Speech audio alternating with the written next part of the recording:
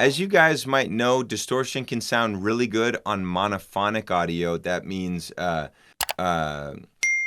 just one note. And if you introduce harmonies, then the distortion can start reacting in a really ugly way.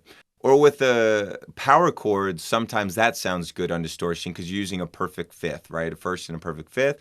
But then anything in between, even like a third, minor third, it starts to get a bit ugly. So this is an example of guitar.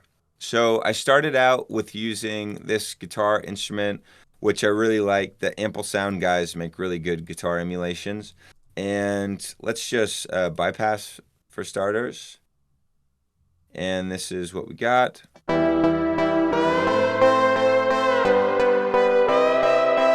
off the fuzz too.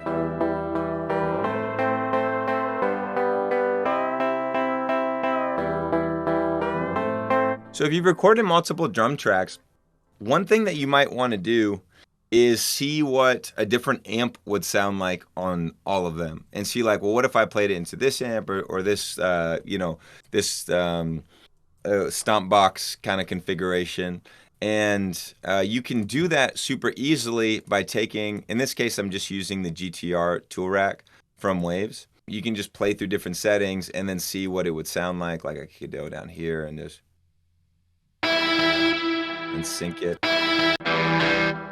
Now, one important thing to note about the chain is we're able to automatically sync changes that are read by your DAW as automation. So like if you were to change a compressor setting or a volume setting, most settings are read as automation by Ableton or whatever your DAW is, but not all are. Like adding a completely new effect here, like if I were to delete the distortion or delete the comp or add the comp, these are things that Ableton doesn't read as automation, and therefore we're not able to read it as a change. And the way around that is to just hit the sync button.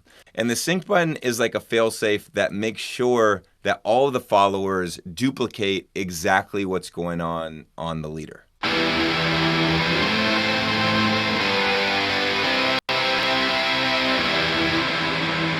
Now that is pretty extreme, so I'm just gonna go back to the setting that I liked, which was this custom one that I made down here, and I'll just hit sync, and now,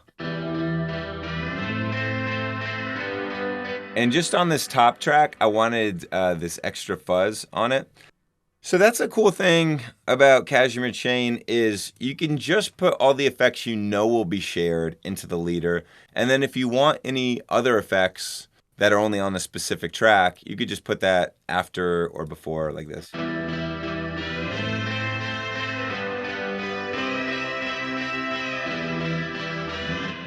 And now we've got the setting I like. And just to show you guys how that is different than putting it on the group, I've got the same preset loaded up here.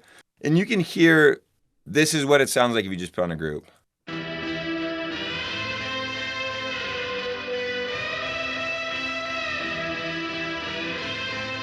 As opposed to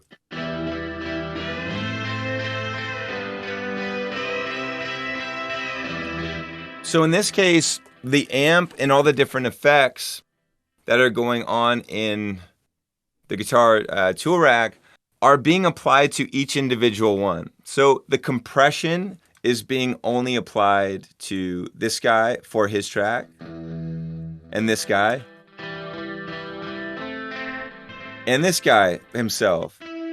And that allows the compressor to nicely allow the plucks of this sound to come in, because it's not looking at all the other tracks when it's doing its compression, when it's doing its squashing. But if you were to just put it on the group, now it's looking at the whole signal of all three tracks playing and applying compression to that, applying distortion to that. And so you lose all the dynamics of each of the individual layers.